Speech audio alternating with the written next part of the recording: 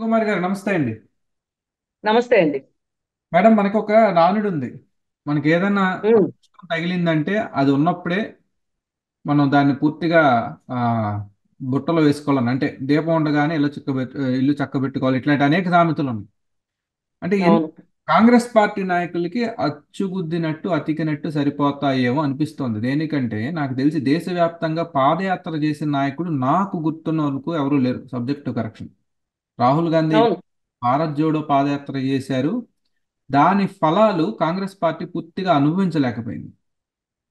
దేనికంటే అధికారంలోకి రావాలి లెక్క ప్రకారం, కానీ ఎక్కడో ఎక్కడో ఎక్కడో ఓవర్ కాన్ఫిడెన్స్ అనాలో లేకపోతే స్ట్రాటజీలలో లోపం వల్లనో వారికి అధికారం రాలేదు.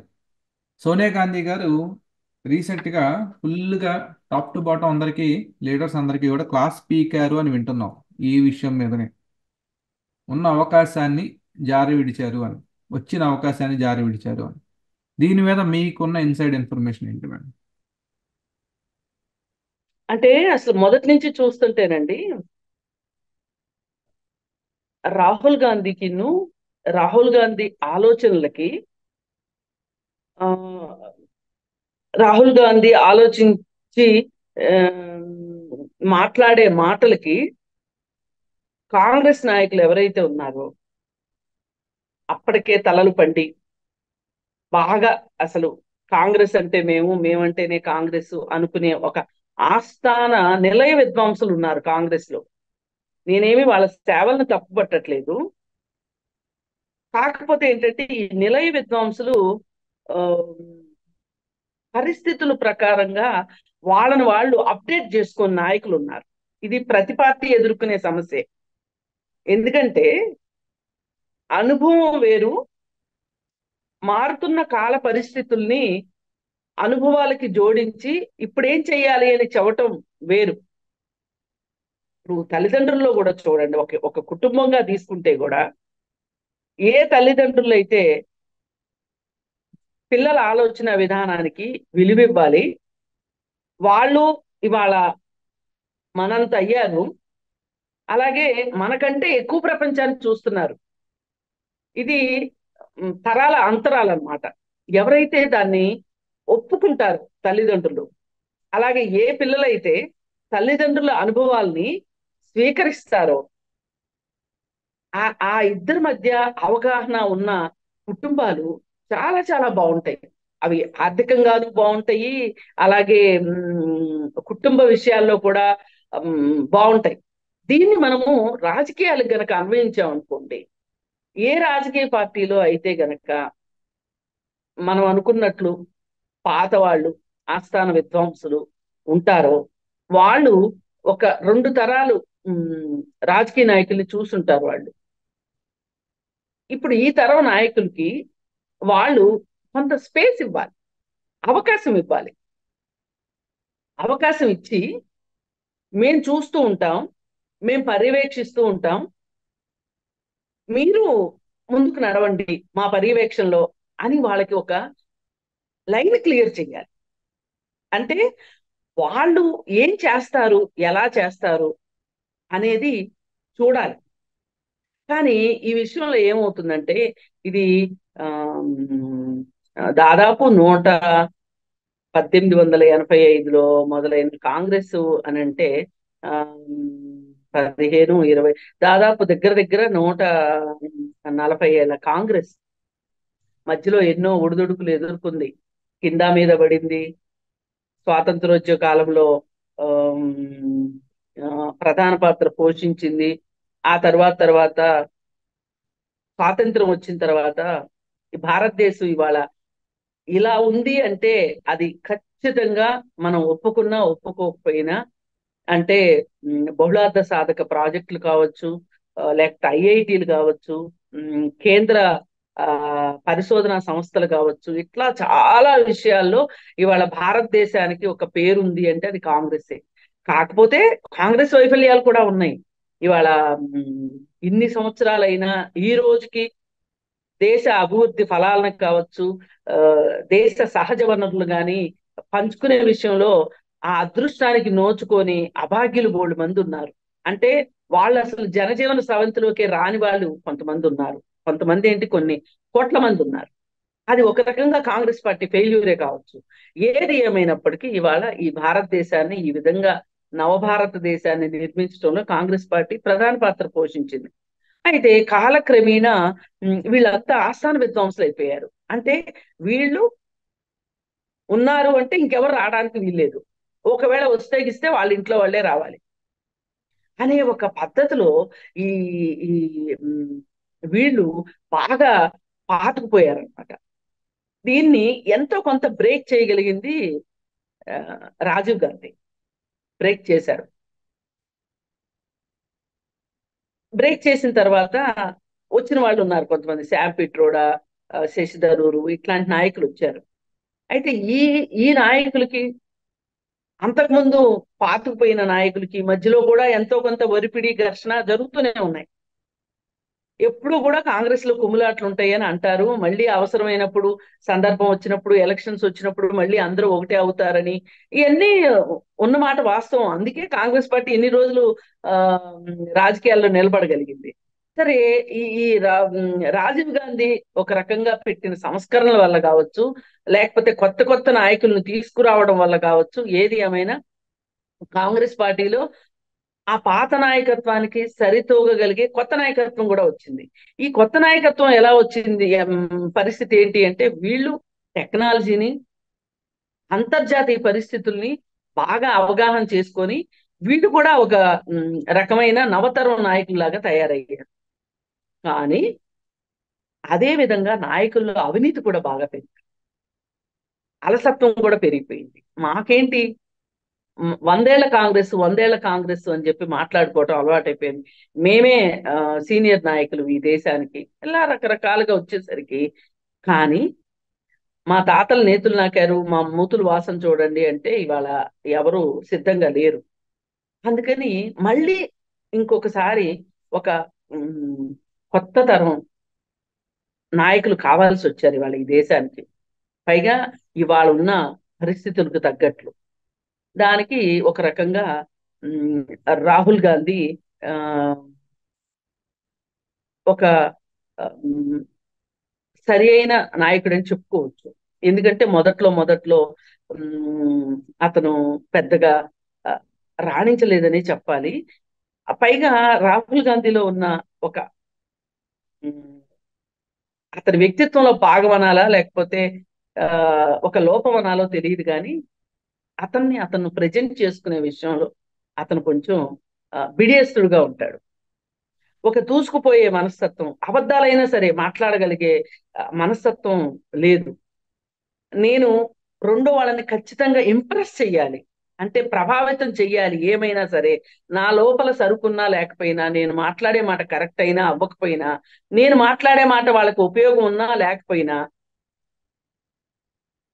నేను రెండో వాళ్ళని ప్రభావితం చెయ్యాలి నా ఓట్ల కోసం అనే ఒక మనస్తత్వం లేదు రాహుల్ గాంధీ దగ్గర.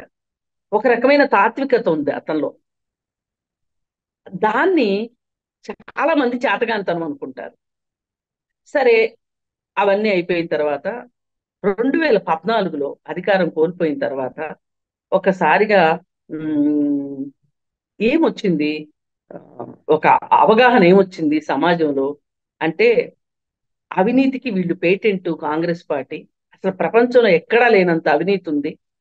ఈ అవినీతే ఈ భారతదేశాన్ని ఇలా వెనక్కి తీసుకెళ్ళడానికి కారణం, అది ఇది అని చెప్పి బీజేపీ వాళ్ళు, పైగా కొంతమంది సామాజిక కార్యకర్తల్ని తోడు వెంట తెచ్చుకొని, వాళ్ళు ఒక ఆ, ఉద్యమం లాగా అబద్ధాల పునాది మీద వాళ్ళు ఒక ఉద్యమాన్ని నిర్మించారు. భ్రష్టాచార్ అంటూ కొంతమంది నాయకులు, కేజ్రీవాల్ కావచ్చు, కిరణ్ బేడి కావచ్చు, ఇంకొక ఆయన కురు వృద్ధుడు ఉన్నాడు. ఆయన ఆయన పేరు కూడా అందరూ మర్చిపోయారు. అప్పుడు మటుకు బాగా అందరికీ గుర్తున్నాడు. ఆయన ఆ, భ్రష్టాచారానికి వ్యతిరేకంగా ఆ, ఉమ్, చాలా విన్యాసాలు చేశాడు. చేసి 10 సంవత్సరాల యూపీఏ ప్రభుత్వాన్ని గద్దె దింపే ప్రయత్నం చేశారు, సఫలీకృతులయ్యారు. అప్పుడు హఠాత్తుగా దాన్ని మోడీ అందిపుచ్చుకున్నాడు. మోడీ అందిపుచ్చుకుని ఈ 10 సంవత్సరాల కాలంలో ఎంత విధ్వంసం చేయాలో, ఎంత ఆమ్, భారతదేశాన్ని ఎంత తాకట్టు పెట్టాలో అంత పెట్టేశాడు మోడీ. కానీ ఈ ఈ ఈ విషయాల్ని ఎప్పటికప్పుడు ప్రజలకు చేరవేసే విషయంలో కాంగ్రెస్ పార్టీ ఖచ్చితంగా విఫలమైందని చెప్పాలి. అది అడపాదడపా ఏదన్నా చేస్తే కూడా అది బీజేపీ పార్టీకి ఉపయోగపడింది తప్పితే కాంగ్రెస్ మైలేజీకి మొదటి 5 సంవత్సరాల్లో అసలు ఏమాత్రం ఉపయోగపడలేదు, పుంజుకోలేకపోయింది. ఇంకా కాంగ్రెస్ పని అయిపోయింది అని బీజేపీ వాళ్ళు వీర విహారం చేస్తున్న సందర్భంలో రాహుల్ గాంధీ ఇంకా తప్పదు అని చెప్పి తనదైన ఒక ప్రణాళికతోటి కాంగ్రెస్ పార్టీలో పెద్దల్లో విభేదాలు వచ్చినప్పటికీ కూడా, కాంగ్రెస్ చీలిపోయినప్పటికీ కూడా, నా ముసలితరం నవతరం రెండుగా విడిపోయిన తర్వాత అతను అయినప్పటికీ విడిపోతుంది అని తెలిసి కూడా, దానివల్ల నష్టము అని తెలిసి కూడా నాదైన కార్యాచరణ నాకుంది అని చెప్పి అతను నమ్మటము, కొంతమంది అతన్ని ఎంకరేజ్ చేయటం జరిగింది. దానిలో భాగంగానే భారత్ జోడో యాత్ర జరిగింది. ఒక రకంగా ఒకప్పుడు బుద్ధుడు బుద్ధుడు కాకముందు సిద్ధార్థుడు దేశాటనకి బయలుదేరాడు. అసలు దేశంలో ఏం జరుగుతుంది,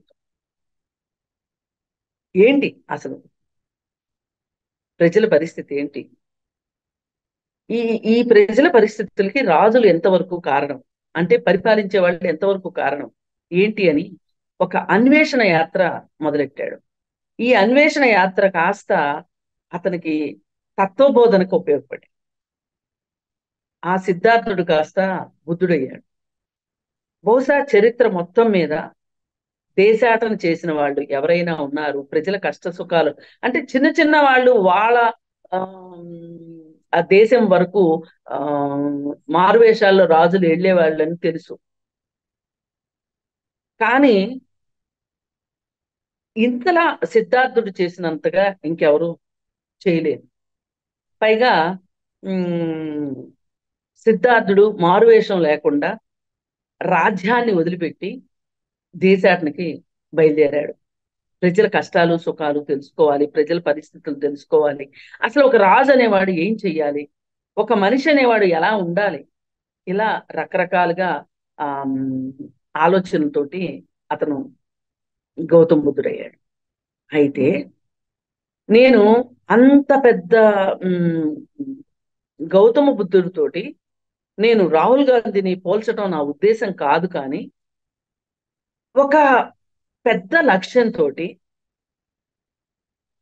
అసలు నా దేశంలో ఏం జరుగుతుంది అని తిరిగిన వాళ్ళు ఎవరు లేరు.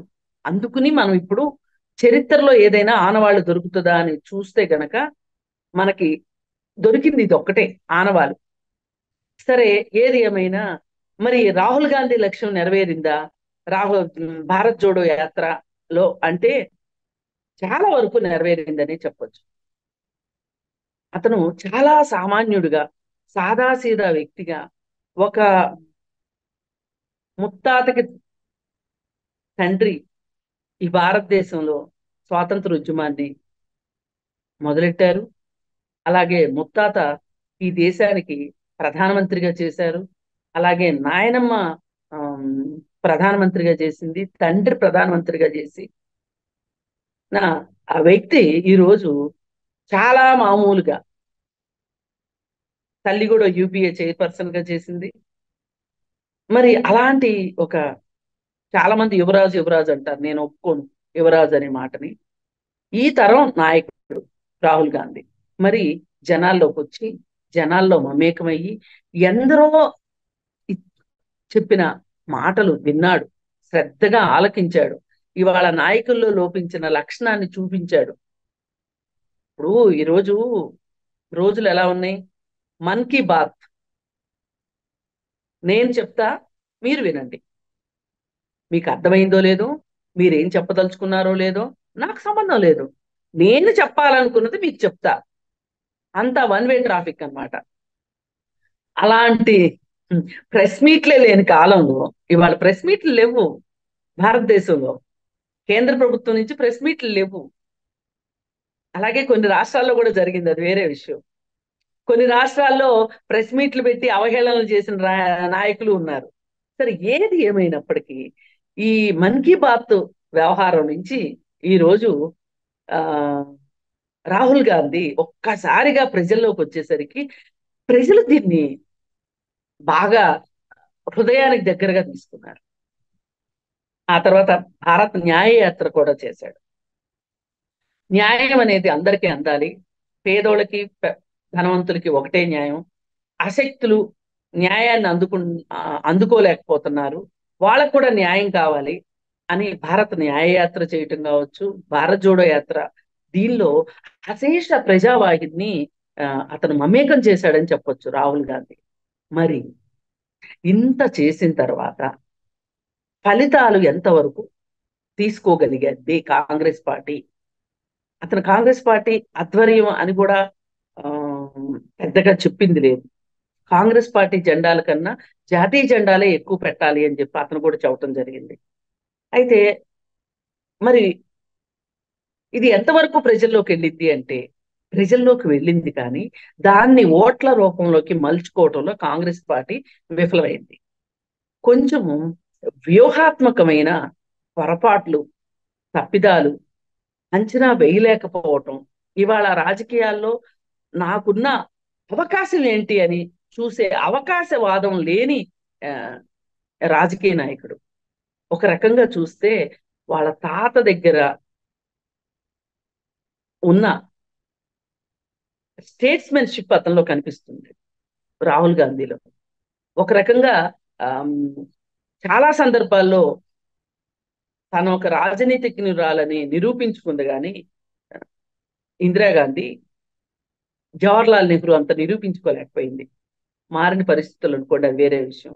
ఆ తర్వాత ఉమ్, రాజీవ్ గాంధీ కంటే కూడా కొన్ని సందర్భాల్లో ఒక పరిణితి చూపించిన నాయకుడిగా రాహుల్ గాంధీ నిలబడ్డాడు. అయినా మరి ఎందుకు ఆ, మామూలుగా అయితే ఇతను చేసిన విశేష కృషికి కావచ్చు, బీజేపీ పార్టీ చేసిన తప్పులు కావచ్చు, ఈ రెండింటిని బేరీ చేసుకుంటే కాంగ్రెస్ పార్టీ ఇవాళ అధికారంలో ఉండాలి కేంద్రంలో. కానీ లేకపోవటానికి కారణం కొంతమంది తొండి మనుషులు, అంటే నితీష్ లాంటి తొండి మనుషులు, అలాగే సందర్భాన్ని బట్టి, అవకాశాలను బట్టి దగ్గరకు తీసుకోవాల్సిన వ్యక్తుల్ని దగ్గరకు తీసుకోకపోవటం ఒకటి.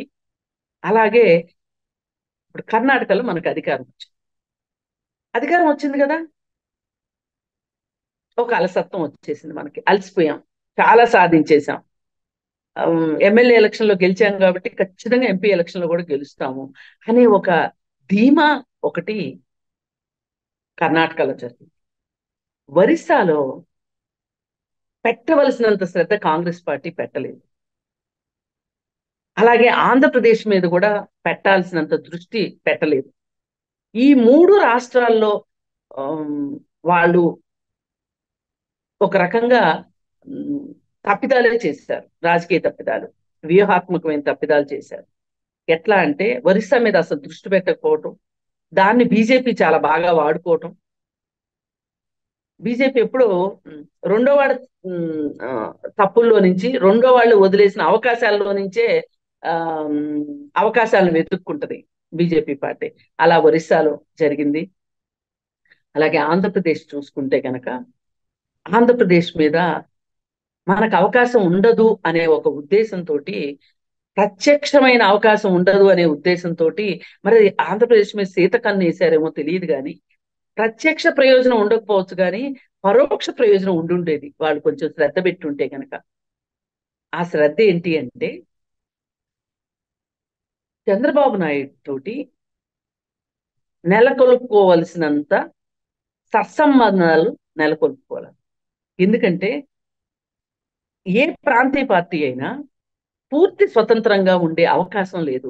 ఏదో ఒక జాతీయ పార్టీ తోటి కలిసి నడవాల్సిన పరిస్థితే ఉంది వాళ్ళు మన భారతదేశంలో.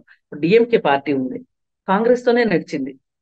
అప్పుడప్పుడు అలకలు, అప్పుడప్పుడు బ్లాక్ మెయిలింగ్లు ఇవన్నీ మామూలే. కానీ దేశం మొత్తం మీద మీరు చూడండి, ఏ పార్టీ అయినా ప్రాంతీయ పార్టీ ఒక జాతీయ పార్టీతో అంటగాగటం అని అనను కానీ కలిసి నడుస్తుంది. మరి అలాంటప్పుడు బీజేపీ తోటి చాలా గ్యాప్ వచ్చింది. ఎవరికి? ఆ, చంద్రబాబు నాయుడుకి. ఆ గ్యాప్ ని కాంగ్రెస్ ఎందుకు పూరించుకోలేకపోయింది? ఇది ఇవాళ ఒక పెద్ద ప్రశ్న సమాజం ముందు. ఇది కాంగ్రెస్ పార్టీ ముందు కూడా చాలా పెద్ద ప్రశ్న. ఈ ఒక్క పని కనుక జరిగినట్లయితే కనుక ఇవాళ జాతీయ రాజకీయాల్లో పెద్ద మార్పు వచ్చి ఉండేది.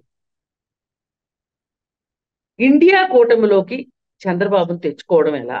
చంద్రబాబు కష్టాల్లో ఉన్నప్పుడు చంద్రబాబుకి ఒక ఆపన్న హస్తం ఇవ్వడం ఎలా? ఒక భుజం మీద చెయ్యేసి మేము ఉన్నామని చెప్పడం ఎలా అనే విషయంలో ఉమ్, వీళ్ళు సరియైన వ్యూహం లేదు, వీళ్ళకి ఎత్తుగడ లేదు. అందుకే ఒక పక్క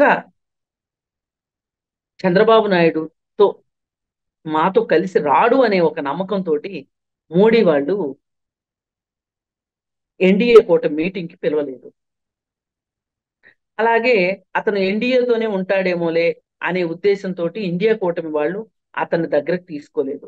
తీసుకోనప్పుడు తరువాత అయినా సరే అటు వెళ్ళలేదు కాబట్టి ఆ మనిషి మన వైపు వస్తాడు, అతను స్వతంత్రంగా త్రిశంకు స్వర్గంలో ఉండే అవకాశం లేదు అనే ఒక ఆలోచన కాంగ్రెస్ కి వచ్చున్నట్లయితే గనక చంద్రబాబు నాయుడు తోటి కనుక వాళ్ళు ఆ కాంగ్రెస్ పార్టీ కూడా అవకాశాన్ని వినియోగించుకుని ఉండేది. అందుకే ఇవన్నీ ఆలోచించి కావచ్చు మొన్న మీటింగ్ లో ఆ, సోనియా గాంధీ చాలా టాలెంట్ పోసింది. చాలా అంటే చాలా. అసలు బహుశా సోనియా గాంధీ ఇంత కరుకుగా మాట్లాడగలదా అనిపించేటట్లు. అలసత్వం వద్దు, అతి విశ్వాసం వద్దు. ఈ రెండు మాటలు చాలా ఇంపార్టెంట్ విషయాలండి. అంటే రెండు ఎక్స్ట్రీమ్స్ ఇవి. ఈ రెండు రెండు ఎక్స్ట్రీమ్స్ కి మీరు వెళ్ళొద్దు. మీరు వాస్తవంలో బతకండి. వాస్తవంలో వాస్తవంగా మనకి ఏ అవకాశాలు ఉన్నాయి ఆ అవకాశాలను వినియోగించుకోండి అని చెప్పి ఉద్బోధ చేయటం చూసాం. ఎందుకంటే ఆమ్, కర్ణాటకలో జరిగిన దానికి, అలాగే తెలంగాణలో అనుకున్నన్ని సీట్లు రాకపోవటానికి, ఆంధ్రప్రదేశ్లో ఆమ్, మనం ఎత్తుగడ చేయలేకపోవటానికి, ఒరిస్సాలో మనం అసలు దృష్టి పెట్టకపోవటము అనేది ఒక పెద్ద విషయము అనేది ఆమ్, సోనియా గాంధీకి అర్థమైంది. ఇప్పుడు కర్ణాటక స్టేట్ ఎలక్షన్స్ ప్రభావం తెలంగాణ మీద పడినట్లుగానే ఆంధ్రప్రదేశ్లో చంద్రబాబు నాయుడు బీజేపీ తోటి పొత్తుకు వెళ్ళడము అనే వ్యవహారము తెలంగాణలో బీజేపీకి కూడా కలిసి వచ్చింది ఒక రకంగా. అంటే ఇప్పుడు ఈ రాష్ట్రము పక్క రాష్ట్రము ఈ రెండు ఒకప్పుడు అవిభక్త కవలలు. సరే, వాటికి ఆపరేషన్ చేసి విడగొట్టారనుకోండి, కానీ భావోద్వేగాలు కొంచెం దగ్గరకు ఉంటాయి ఎంత విడదీసినా. ఆ పరిస్థితుల్లో ఇక్కడ బీజేపీకి మాత్రం సీట్లు రావటం వెనకమాల కూడా అదే కారణం, అంతకంటే వేరే ఏమీ కాదు.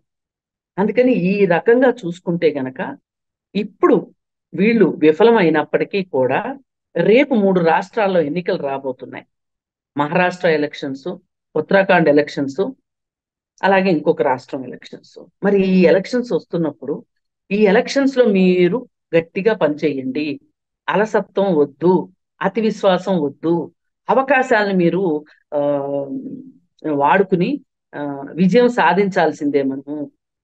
అప్పుడు జాతీయ రాజకీయాల్లో పెనుమార్పులు వస్తాయి, మనకి ఒక అవకాశం వస్తుంది, ప్రజలకి ఆ, ఇంకా మంచి రోజులు వస్తాయి అని చెప్పి ఆవిడ చెప్పడం జరిగింది. సో ఏది ఏమైనప్పటికీ కూడా ఇలాంటి చారిత్రక అవకాశాలని వడిసి పడితే తప్పితే రాజకీయాల్లో, అంటే ఆ మాదిరి ఇప్పుడు మనకు అధికారం కోసం వీళ్ళు వెంపర్లాడుతున్నారని కాదు, అధికారం అంటూ ఉంటేనే కదా ఏదైనా చేయగలుగుతారు. ఇప్పుడు యూపీఏ గవర్నమెంట్ లో పనికి ఆహార పథకాన్ని తీసుకొచ్చారండి. అలాగే రైట్ టు ఇన్ఫర్మేషన్ యాక్ట్ తీసుకొచ్చారు. అలాగే నిర్బంధ విద్యా విధానాన్ని ప్రవేశపెట్టారు. ఇవాళ ఇలా ఒకటేంటి, కామన్ మినిమం ప్రోగ్రామ్ లో ఇవన్నీ చేశారు వాళ్ళు. వీళ్ళు చేసిన దాంట్లో ఈ 10 సంవత్సరాల కాలంలో పేర్లు మార్చడం తప్పితే మోడీ ఏం చేశాడు? ఒక ఒక కార్యక్రమం చెప్పుకోమనండి వాళ్ళని. ఏమీ లేదు.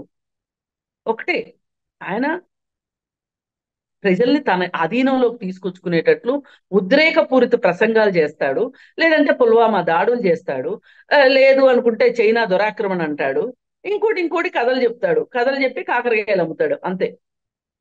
కానీ అసలు చేసిన వాళ్ళు ఎందుకు చెప్పుకోలేరు?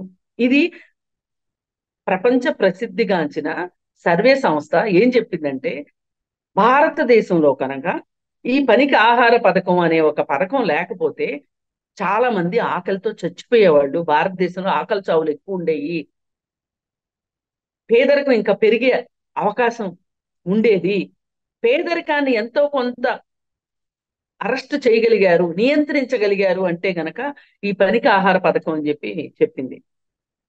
అందుకని ఎంత ఉమ్, గతం ఉంది, ఇంత ఘనకీర్తి ఉంది, చేసినవి ఉన్నాయి.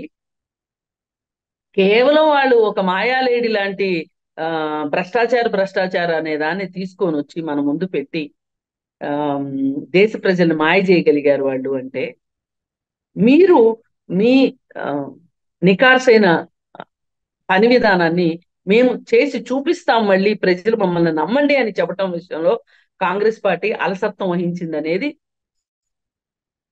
సోనియా గాంధీ ఉద్దేశం. అలాగే కొన్ని చోట్ల అతి విశ్వాసం చూపించింది అనేది సోనియా గాంధీ ఉద్దేశం. అందుకని ఆ రెండు విషయాల్ని ఆవిడ నొక్కి ఒక్కాణించి చెప్పారు. దాన్ని నేను అనుకోవటం నాయకుల దృష్టిలో కూడా ఆ ఉండుంటది. వాళ్ళు కాస్త పని విధానాన్ని మార్చుకుని, అలాగే ఆ ఎత్తుగడల్లోకి ఆ పని విధానాన్ని మార్చుకుని ఆ ఈ మూడు రాష్ట్రాల్లోనూ కాంగ్రెస్ పార్టీ గెలుస్తుందని మనం నమ్మొచ్చు.